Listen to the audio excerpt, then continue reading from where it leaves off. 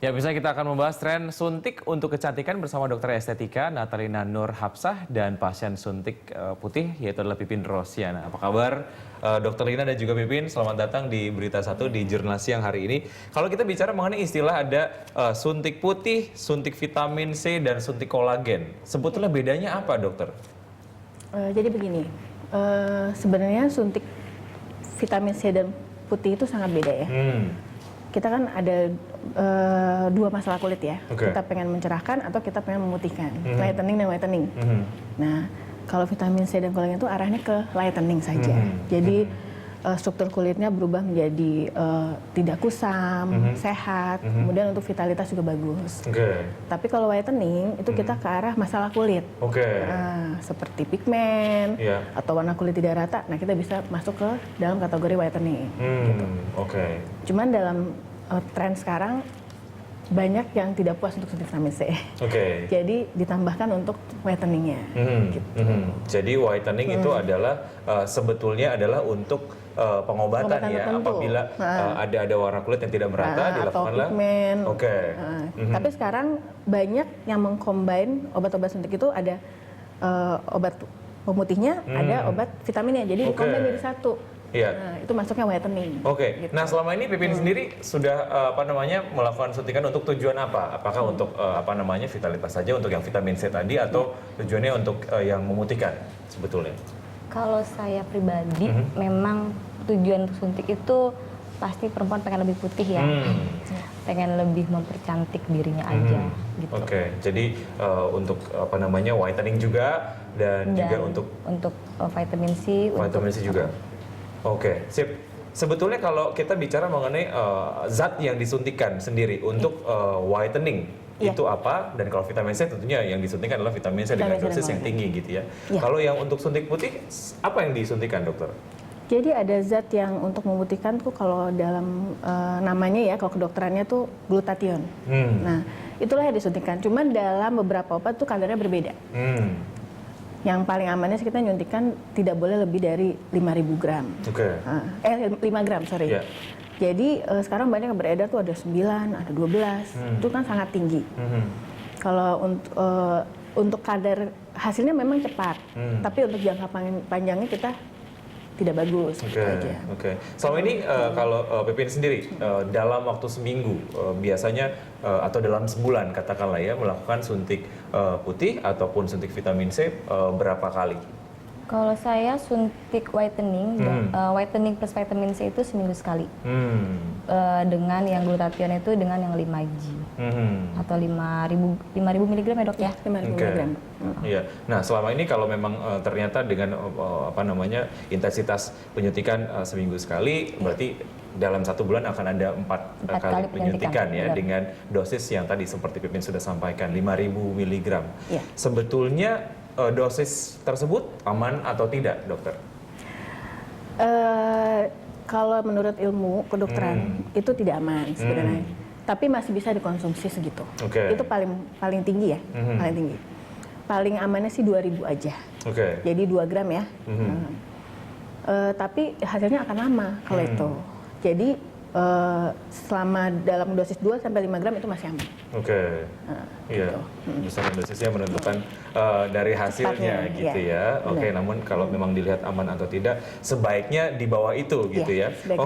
Kalau kita lihat suntik untuk keperluan kecantikan secara general, ada yang suntik putih, suntik vitamin C, suntik kolagen. Kalau secara general apa saja sebetulnya jenis-jenisnya, dokter?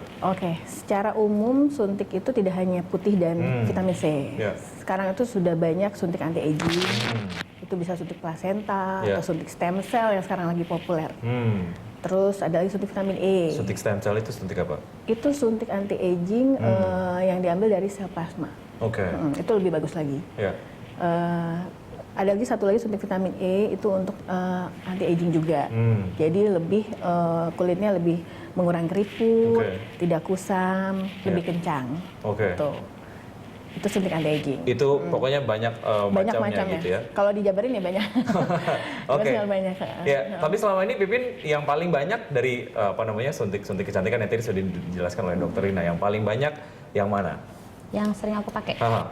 Aku sih masih mengkonsumsi tadi karena pengen putih lagi, saya masih pakai Glutaxiang itu yang 5G itu sama vitamin E. Karena aku merasa sebelum dan sesudahnya itu beda sih ya dok ya. Kulit jadi lebih lembab, jadi lebih shining gitu. Oke.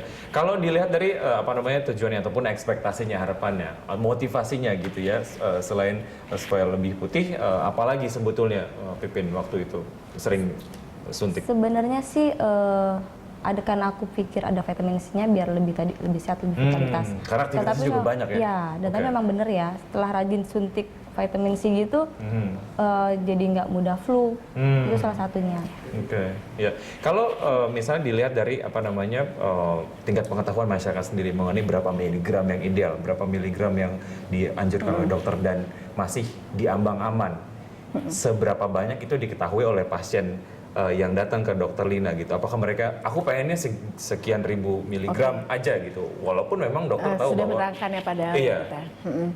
Jadi kalau pasien-pasien yang datang tuh rata-rata dia kadang-kadang gini, kalau saya sudah menerangkan pun mereka pengennya lebih cepat. Oke. Tapi saya sarankan, misalnya dia pun suntiknya tinggi, misalnya dia suntik lebih dari 5 gram lah, itu aku sarankan ya banyak minum air putih dan suntiknya juga tidak boleh seminggu sekali. Jadi aku jarangin jadi 2 minggu sekali. Itu tergantung umur juga sih Mas Wiki. Misalnya umurnya tergantung masih di bawah standar ya kita jarangin gitu aja. Ada banyak pertanyaan yang saya ingin tanya sama dokternya dan juga Pipin. Kita akan lanjutkan setelah jeda berikut ini. Ya, semakin menarik pemirsa, jangan kemana-mana, tetap di tempat Anda. Ya, masih di Dialog Jurnal Siang, dan tentu saja kalau kita bicara mengenai manfaat dan juga risiko dari suntik untuk kecantikan, kita memiliki grafik seperti Anda bisa saksikan di layar televisi Anda. Ya, manfaatnya yaitu adalah mengurangi keriput, meningkatkan volume bibir, memperbaiki jaringan parut, mencegah penurunan payudara, kulit tampak lebih putih dan bersih, menghilangkan jerawat dan flek hitam, menghambat penuaan diri, penguatan dini dan mengurangi pori-pori, meningkatkan daya tahan tubuh dan lain-lain. Kemudian bahaya yang juga ditimbulkan ketika melakukan suntik untuk tujuan kecantikan diantaranya adalah mah, batu ginjal, gagal ginjal, pembuluh darah mengeras, sirkulasi darah terganggu, stroke, hingga serangan jantung. Ya, kalau kita lihat manfaat dan juga resikonya, tadi kita sudah sama-sama lihat. Sebetulnya sejauh mana resiko ini juga disampaikan kepada pasien sebelum akhirnya, saya akan suntik gitu. Jadi sebelum suntik tuh memang kita harus periksa semuanya ya, dari mulai tensi, ataupun ya dari riwayat penyakit jantung, atau riwayat pengentalan darah, segala macam ya. Itu kita harus periksa. Kalaupun dia nggak bisa suntik, mungkin kita suntik yang paling aman aja, ada yang di bawah kadar ya, gitu. Kalau yang di bawah kadar itu sih untuk resiko stroke segala macam jantung ataupun tensi tinggi itu tidak terlalu besar, gitu. Jadi sebenarnya memang sebelum suntik kita harus menerangkan sebelum itu. Ya, sebelum Pipin suntik waktu itu, apakah juga sudah melakukan itu untuk mengecek apa kemudian memiliki riwayat jantung apa segala macam, atau hanya saya datang untuk disuntik, seperti apa waktu itu? Awalnya datang ke klinik, memang pasti ada pemeriksaan kayak tensi, paling utama tensi sih. Terus sudah prosedural gitu ya? Sudah prosedural, jadi udah tensinya masih normal, baru bisa suntik. Ya, ini menjadi satu proses yang sangat penting sekali. Harus.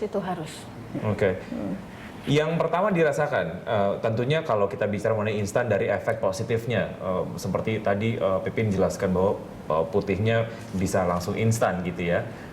Kalau bicara mengenai efek sampingnya, apakah terasa mual, apa efek samping lain waktu itu apakah terasa atau seperti apa? Selama ini nggak ada rasa apa-apa, karena saya pernah dibilang dokternya, jadi sebelum suntik, karena ini ada vitamin C yang 1000 mg ya dok ya, jadi saya datang sesudah makan.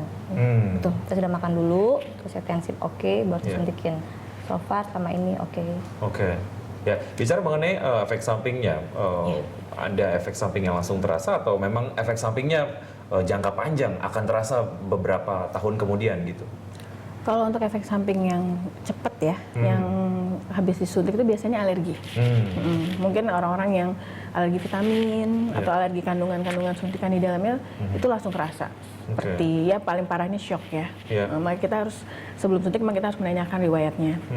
Apakah dia punya riwayat sebelumnya pernah suntik atau enggak, minum vitamin alergi segala macam itu harus ditanya. Yang kedua itu mungkin dia punya penyakit mah yang kayak tadi Mbak Pipin bilang. Vitamin C itu kan bisa menyebabkan mual kalau untuk penyakit mah. Jadi memang harus makan dulu. Nah itu memang harus prosedural banget. Cara mengkonsumsi vitamin C ada beberapa. Ada yang secara oral dan juga disuntikan. Untuk keperluan kecantikan katakanlah, apakah hasilnya bisa dilihat kalau kita mengkonsumsi vitamin C secara oral atau lebih efektif kalau kita mengkonsumsinya disuntikan gitu? Ya. Kalau hasilnya memang lebih cepat dilihat kalau kita suntik, karena dia langsung masuk ke pembuluh darah, langsung ke semua tubuh. Kalau misalnya vitamin C oral itu masuknya memang sama ya, dia masuk cuman kadarnya nggak tinggi. Paling banyak kita minum 500 ya, 500 mg ya. Dan itu efeknya mungkin cuma vitalitas aja, gitu, tidak untuk mencerahkan. Ya, sejauh ini yang Pipin konsumsi adalah yang disuntik dan kadang suka oral sih. Ya. Oke. Kalau dilihat mengenai suntik lainnya, tujuannya adalah untuk mempercantik diri, yaitulah suntik kurus. Ini apa yang sebetulnya disuntikan ke dalam tubuh pasien dan seberapa efektif sebetulnya kalau kita bandingkan dengan cara lain seperti misalnya adalah menguruskan tubuh dengan cara berolahraga gitu ya. Seperti apa, Dokter Lin? Jadi begini, kalau suntik slimming ya namanya kalau lagi trennya, itu dia yang disuntikan tuh ada fat burnernya ya untuk menghancur lemak, terus kemudian vitamin, kemudian ada anti nyeri karena suntik kurus itu biasanya nyeri ya pasiennya. Nah, vitamin ini gunanya untuk mengencangkan. Jadi kalaupun dia kurus tidak longgar, tidak gelambir ya istilahnya. Dia dibanding dengan olahraga sih mungkin sebenarnya kalau aku sih menyarankan sama pasien dua-duanya. Suntik juga olahraga ya. Tapi lebih cepat ya suntik biasanya ya. Kalau olahraga sebenarnya gini ya, kalau suntik slimming itu saya tergantung pasiennya. Gaya makannya juga harus dilihat, mindsetnya sebenarnya diubah ya. Gitu. Tapi pas suntik pun aku mengingatkan kurangi ini, kurangi itu tuh harus. Jadi bukan instan ya. Iya. Kalau Pipin sendiri sebetulnya kalau disuruh memilih, walaupun memang Pipin tahu bahwa kemudian ketika disuntik kurus efeknya akan lebih terasa lebih cepat gitu ya. Kalau disuruh memilih sebetulnya sebaiknya olahraga saja terlebih dahulu, lalu kemudian kalau memang efeknya tidak terlalu terasa lalu melakukan suntik kurus atau seperti apa? Memilih instan dulu. Instan terlebih dahulu ya. Kenapa alasannya? Waktu untuk olahraga susah ya. Males deh, males banget. Jadi sekarang tuh zaman instan. Jadi aku pikir coba deh dokter, aku mau suntik slimming dulu bagian beberapa gitu. Biasanya kalau perempuan itu cenderung ada beberapa tempat aja kan itu. Jadi misalnya slimming di bagian perut dok, perut aja gitu. Suntik kurus atau sedot lemak? Pilihannya dua itu, mana yang lebih beresiko dan mana yang lebih efektif sebetulnya? Sebenarnya gini, kalau suntik kurus dan sedot lemak itu yang lebih beresiko pasti sedot lemak. Kalau suntik kurus itu kan intinya kita menghancurkan lemak, jadi mempercepat pembakaran. Jadi tidak ada efek ke dalam. Karena disuntikkan di daerah yang mau dikurusin, bukan langsung ke dalam tubuh. Kalau sedot lemak itu kan resikonya bisa emboli, bisa. Emboli itu apa? Jadi pembuluh darah masuk. Udara masuk ke pembuluh darah. Nah, itu resikonya lebih tinggi lah, jauh. Jadi, tapi lebih cepat mungkin kalau itu. Kita bicara lebih detail mengenai hal ini, mengenai biaya dan lain sebagainya. Kita akan bahas setelah jeda berikut ini. Pemirsa tetap di tempat Anda, Jurnal yang akan segera kembali lagi. Ya, masih di Dialog Cantik berkat suntik, masih bersama Dr. Lina, dokter umum estetika, dan juga Pipin Rosiana adalah pasien yang selama ini melakukan suntik untuk kecantikan gitu ya. Oke, kita akan melihat sebuah grafik, di dalamnya terdapat kandungan vitamin C ataupun treatment dalam sebuah untuk suntik putih seperti apa kandungan dalam sekali tindakan suntik vitamin C. Ya, seperti ada disaksikan di layar kaca Anda. Biasanya suntik vitamin C 2.000 hingga 4.000 mg untuk satu kali suntik. Dan diperlukan minimal 10 kali suntik setiap minggu untuk mendapatkan hasil kulit menjadi putih. Sedangkan kebutuhan... Setelah setelah kulit menjadi putih cerah sesuai keinginan, biasanya suntikan vitamin C dilakukan 1 kali sebulan untuk perawatan. Sedangkan untuk kebutuhan kecukupan gizi vitamin C pada manusia dewasa, yaitu adalah 50 hingga 100 mg per hari atau 1 hingga 2 buah jeruk per hari sudah cukup untuk memenuhi asupan vitamin C bagi tubuh. Ya, kembali ke dialog kita pada hari ini, Dr. Rina. Kalau misalnya kita lihat dari data yang sudah dilihat, ini kemudian mengingatkan kembali masyarakat bahwa dosis ataupun angka kecukupan vitamin C untuk manusia dewasa atau seorang manusia dewasa itu adalah 50 sampai dengan 100 mg per hari atau 1 hingga 2 buah jeruk gitu ya. Anda melihat ini seperti apa dan sebetulnya seberapa jauh masyarakat melihat itu? Ya sebaiknya kita melakukan itu ataupun mengikuti itu. Kalau saya sebagai dokter sih melihatnya ini sangat harus ditaati sebenarnya ya, 50 sampai 100 mg sehari. Cuman untuk kebutuhan kebutuhan pasien untuk 50 sampai 100 mg itu sangat kecil ya. Karena seminggu tuh mungkin cuma 700 ya jadinya, 700 mg. Kalau saya sebagai dokter menyarankan ya kalaupun mau suntik ya harus dijarangkan gitu aja. Jadi dosisnya memang harus sesuai. Gitu. Khawatir atau tidak Pipin terhadap efek samping yang tadi kita lihat sama-sama, efek samping jangka panjang yang kemudian ada yang paling parah ada serangan jantung atau gagal jantung dan stroke sebetulnya. Kalau melihat efeknya sih serem juga ya dok ya. Tapi selama ini memang aku datang pun ke klinik dan memang ke dokter, jadi saya sangat percaya kalau dokter bilang oke, udah cukup untuk kamu sekarang, saya akan stop. Gitu. Jadi harus ada kesadaran dan juga disiplin dari pasiennya sendiri gitu ya, tidak hanya datang kemudian dibus suntik berapa ribu miligram tadi ya. Jadi sebenarnya kalau suntik putih itu hanya diperbolehkan seminggu sekali itu untuk 8 kali saja. Nanti kita maintenance-nya ada 2 minggu sekali, ada sebulan sekali. Nah, jadi tidak boleh tiap minggu suntik sampai berapa bulan itu tidak boleh. Maintenance itu tujuannya adalah untuk mempertahankan hasil yang sudah didapatkan ya.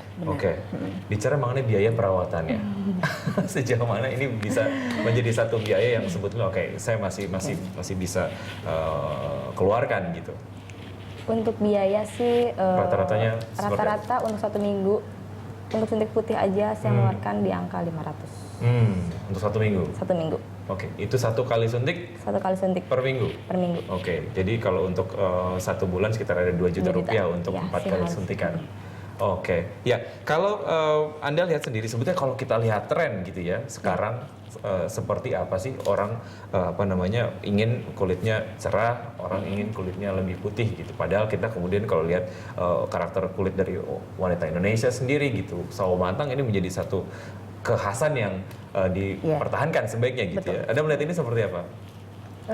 Jadi begini, kalau sekarang tuh orang awam melihatnya putih itu lebih cantik. Gitu aja. Jadi kalaupun dia sawo mateng yang kata Mas itu merupakan khas, mungkin itu situ belum puas. Jadi ingin lebih putih. Jadi putih itu sebenarnya gini, kalau putih itu cerah itu tidak selalu harus putih. Gitu. Cerah itu kan intinya kulitnya sehat, tidak kusam dan tidak kering gitu aja. Kalau putih beda lagi itu masalahnya. Cuman sekarang orang-orang melihatnya putih itu lebih cantik gitu aja. Beauty is white gitu aja. Masih berpikir seperti itu. Kalau kita lihat sekali lagi menjadi satu hal untuk mengingatkan masyarakat sebetulnya tahap-tahapnya katakanlah ketika akhirnya tadi sudah ada proses pengecekan terlebih dahulu, ada prosedural yang harus diketahui, ada riwayat jantungnya atau yang penyakit yang lain gitu. Setelah itu dilakukan penyuntikan. Setelah itu apalagi dalam proses yang harus dilakukan? Enggak sih, paling sebagai dokter sih saya periksa tanda-tanda vital aja, tekanan darah, nadi, atau enggak tekanan darah, tensi, nadi, ataupun nanti ada reaksi apa setelah disuntik kita tanya, apakah dia pusing, apakah dia mual perutnya gitu. Kalau itu kita kurangi dosisnya. Gitu. Gitu aja sih. Kalau efek samping dari suntik kurus sendiri, tadi kan kita sempat membahas ada perbandingan antara suntik kurus dan juga sedot lemak gitu ya. Selama ini Pipin juga melakukan suntik kurus. Efek sampingnya apakah terasa pada saat itu atau biasa saja, tidak ada yang terasa? Untuk sekali suntik kita nggak langsung bisa bilang kita kurus langsung gitu nggak ya, pasti butuh proses ya. Butuh proses ini. Kalau pengalaman saya itu 2 minggu, 3 minggu, berarti at least saya 6 kali suntik kurus, saya udah mulai kerasa lebih kecil pada bagian tertentu. Misalnya bagian perut saya udah mulai mengecil, seperti itu. Tindakan untuk suntik kurus sebetulnya idealnya 6 kali kah atau memang tergantung kebutuhan misalnya? Tergantung kebutuhan. Jadi gini, kita ukur dulu ya sebenarnya, dan dia mau turun berapa kilo dan bagusnya berapa kilo gitu. Kalaupun misalnya pasiennya saya mau 10 kilo dok, tapi kan untuk turun lebih banyak itu tidak bagus. Jadi kita perlahan. Nanti kalau udah kelihatan, oh udah bagus, ya udah. Paling kita manajenya pakai pil aja, nggak usah suntik. Gitu aja. Dilihatnya gitu. Suntik kolagen seperti apa? Nanti kita akan bahas setelah jeda berikut ini, Pipin dan juga Dr. Lina. Kami akan segera kembali setelah jeda berikut ini. Masih di dialog cantik berkat suntik, masih bersama Dr. Lina dan juga Pipin. Ini di segmen terakhir, kalau kita lihat sekali lagi untuk mengingatkan sebetulnya boleh atau tidak batasan dosisnya untuk vitamin C ataupun mungkin zat-zat lain yang disuntikan ke dalam tubuh untuk mendapatkan hasil yang diinginkan seperti apa? Jadi untuk suntik vitamin C sebenarnya boleh-boleh saja. Itu dosisnya minimal sekali suntik itu 500 ya, 500. Kemudian kalau untuk whitening diperbolehkan untuk mengatasi masalah kulit saja. Itu batasannya seperti yang disebutkan tadi ya, sudah ada 2-4 gram ya. Itu sekali suntik, jadwalnya sekali seminggu saja. Nanti dalam 2 bulan diberhentikan sementara, baru suntik lagi setelah sebulan. Gitu. Untuk suntik kolagen juga ada dosis tertentu? Kolagen, sebenarnya kolagen sama vitamin C biasanya gabung. Ada yang vitamin C sendiri, ada yang vitamin C kolagen. Itu sih boleh-boleh aja. Itu kan untuk melembabkan. Tadi dilihat efek sampingnya, itu juga sudah dijelaskan sama Dr. Lina. Masih mau lanjut treatment suntik untuk kecantikan seperti apa, Pipin? Saya tetap masih mau suntik ya, karena tadi selain buat sehat tadi, buat kulit keriput-keriput segala macam. Mungkin yang seminggu sekali saya akan undur jadi 2 minggu sekali, lama-lama 3 minggu sekali, seperti itu. Ada keinginan jadi pasien sendiri atau dari Pipin sendiri untuk akhirnya menyadari resikonya dengan kemudian mengikuti apa yang dokter sampaikan. Walaupun biayanya agak sedikit mahal ya. Baik, Pipin dan juga Dr. Lina, terima kasih banyak sudah hadir di dialog jurnal siang Berita Satu. Kita nanti akan berjumpa di lain kesempatan. Terima kasih. Ya pemirsa, demikian dialog hari ini di Jurnal Siang. Jangan kemana-mana, tetap di tempat Anda.